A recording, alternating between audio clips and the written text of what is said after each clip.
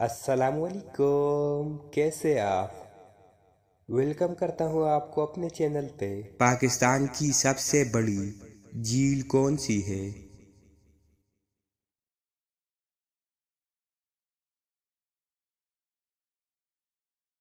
तो इसका जवाब है मंचर झील। पाकिस्तान का सबसे बड़ा म्यूजियम कौन सा और कहाँ है?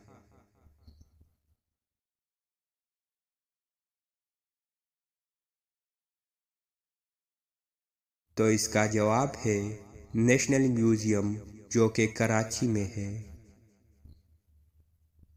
पाकिस्तान का सबसे बड़ा जंगल कौन सा है?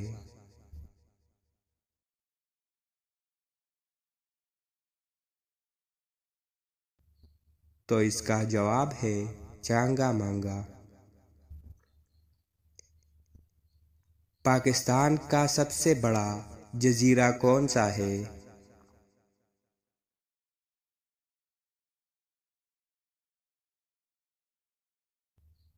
तो इसका जवाब है मनोड़ा। पाकिस्तान की सबसे बड़ी सनत कौन सी है?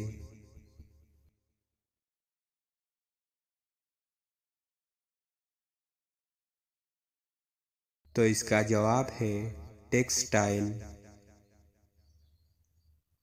पाकिस्तान का सबसे बड़ा जिला कौन सा है?